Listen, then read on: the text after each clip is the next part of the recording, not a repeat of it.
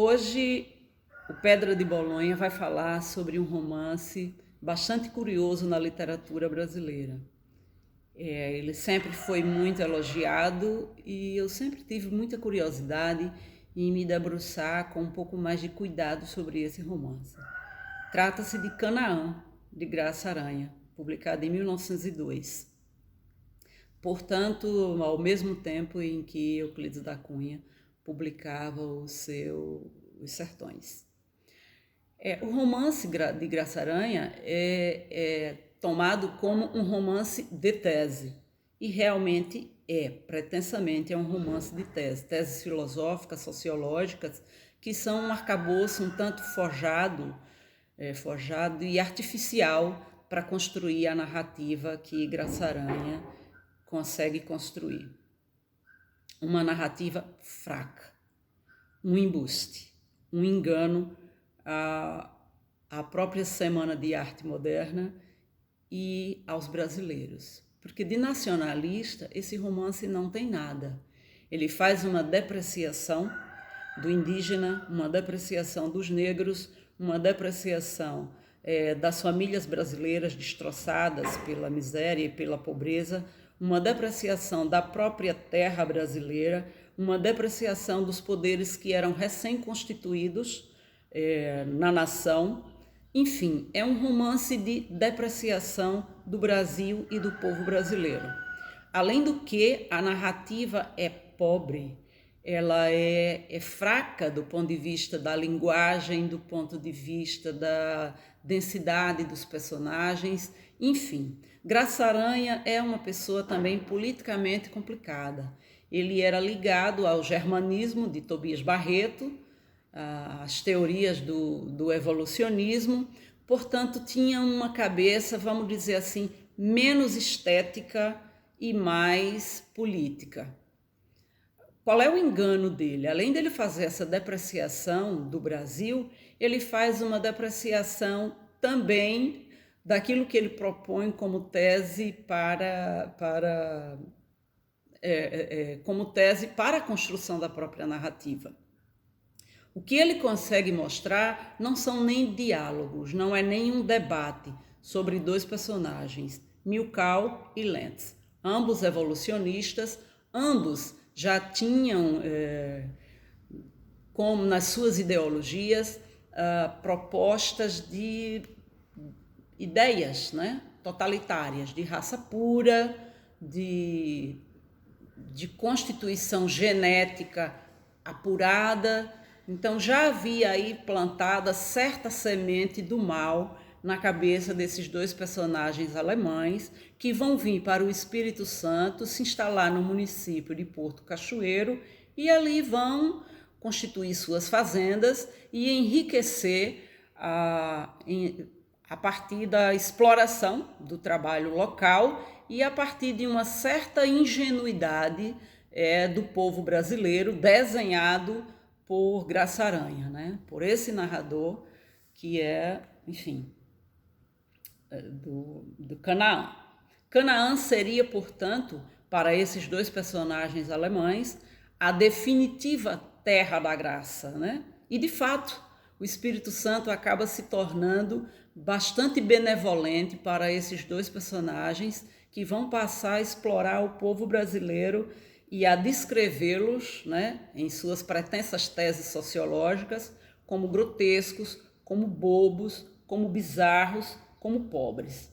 O primeiro desses personagens que a gente vai encontrar é o Coronel Afonso, figura decadente, cuja camisa de chita já não é mais nem passada na goma, ou seja, é tão decadente que já não havia os serviçais para engomar as suas próprias camisas. Também há a criança que guia Milkau, né, no seu percurso até a cidade de Porto Cachoeiro. Milkau faz observações perversas sobre essa criança. Diz que o menino tem a cara esverdeada, dentes em forma de serra. Já faz um certo prenúncio bizarro em relação à criança. Ele diz que aquele menino jamais terá a sua individualidade plenamente expressa, ou seja, é alguém fadado ao fracasso, à contenção da sua própria pobreza. Existe Felicíssimo também, que é o agrimensor, o cara que vai, de certa forma, tentar ludibriar os alemães, mas faz isso pensando no seu próprio interesse, faz isso pensando em tirar proveito pessoal. Felicíssimo não sabe, como agrimensor, usar seu próprio instrumento de trabalho, ou seja, é um bobo, um pobre que veio do Ceará. Essa enfim, é outro clichê utilizado por Graça Aranha no romance. A pessoa que vem do Ceará foge da terra pobre e é totalmente desprovido de criatividade, de engenhosidade, e tem apenas malandragem no seu caráter. A outra personagem descrita, né, por esse narrador é Maria, que dá à luz a um filho no mato, e os porcos comem a criança. Para que coisa mais grotesca, né? Para que imagem mais antinacionalista do que essa, uma pessoa que dá à luz no mato e tem o seu filho devorado pelos porcos.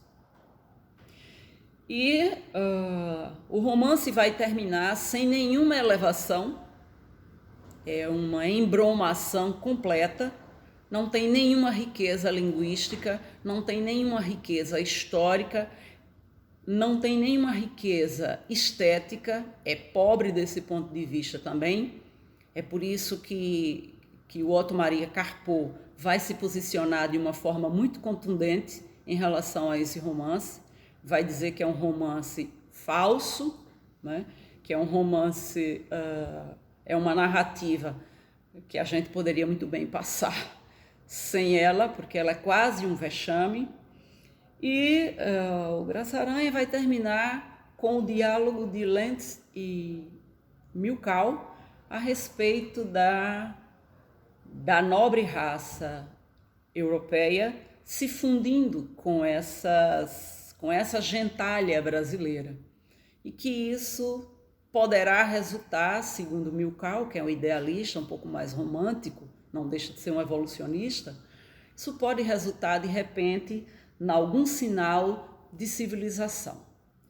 Portanto, pessoal, eu queria dizer que eu sempre desconfiei que a Semana de Arte brasileira, ela mesma é um golpe aos brasileiros. Ela tem ideias políticas desastrosas, são conservadoras e veem o Brasil como um filão desenhado na região sul, e que todo o resto da Constituição geográfica, enfim, política brasileira é descartável. Dá para a gente pensar o Brasil de hoje também a partir do embuste que é essa narrativa de Graça Aranha?